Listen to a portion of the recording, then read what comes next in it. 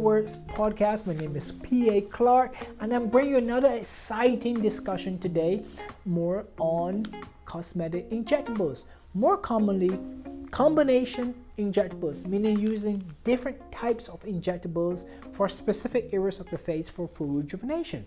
Now, what do I mean by combination injectables for rejuvenation? In the past, we've used basically one product for one area. But as cosmetic injectables is progressing forward, we're finding out that many times we need more than one type of filler to achieve specific jobs.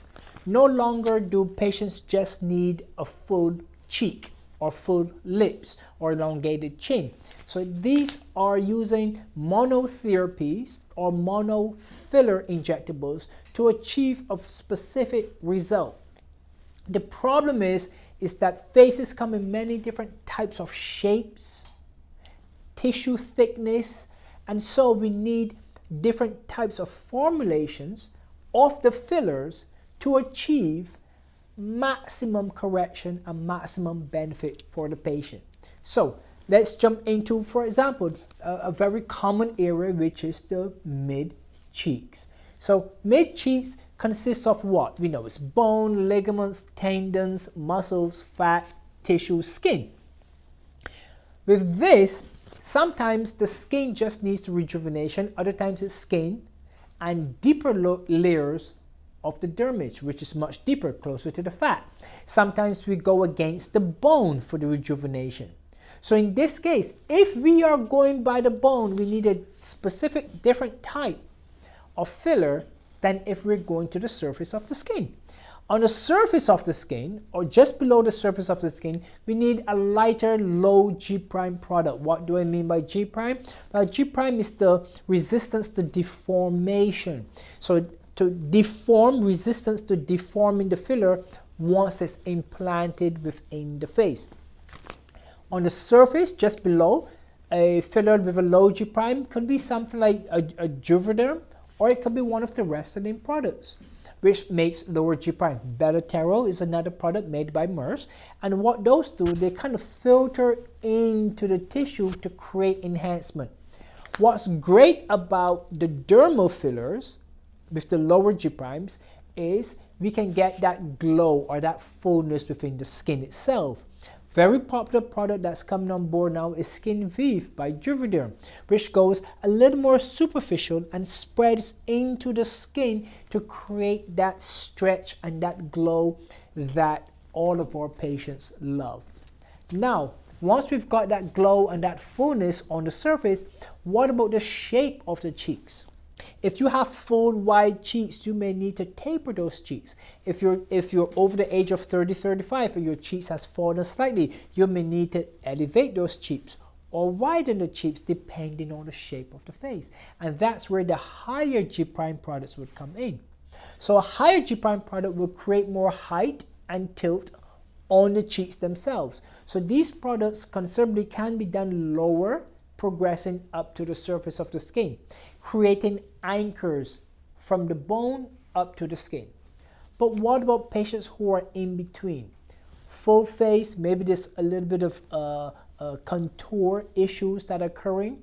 So we will go with the mid G' products. So now you've heard low G', high G', and mid G'.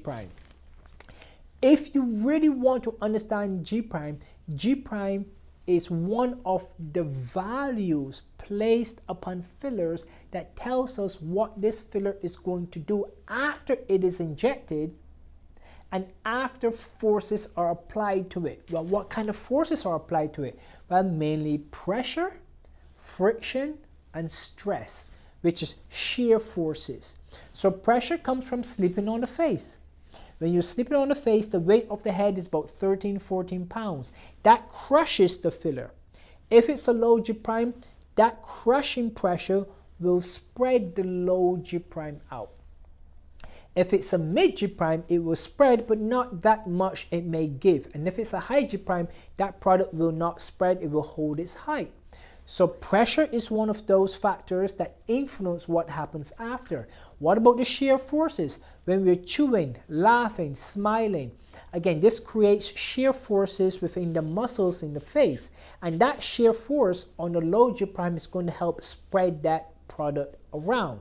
On the high G prime, it will not. The mid G prime is usually better because we want some spread, but we still want to maintain some height. So one of the mid G prime products that I love considerably in the mid face is Restylane Contour and Restylane Define. These two mid G prime products help to give a little spread, but they maintain the height. Let's talk about high G prime products. High G prime products is what I use to change the face. Change the structures that have fallen to bring them up. Create projection in the chin, projection on the jawline, projection on the upper outer edges, even on the temples and above the brow. Now I may use minute amounts or very large amounts depending on what the patient is asking me for. So the high G prime will resist the pressure that's placed upon the face when you're sleeping. High G prime will resist the shear forces when you're laughing, talking, smiling, and so forth. The low G prime is good for hollowness.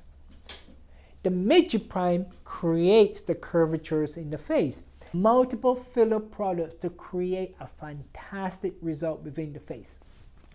No longer should you be doing monotherapy for skin and facial rejuvenation.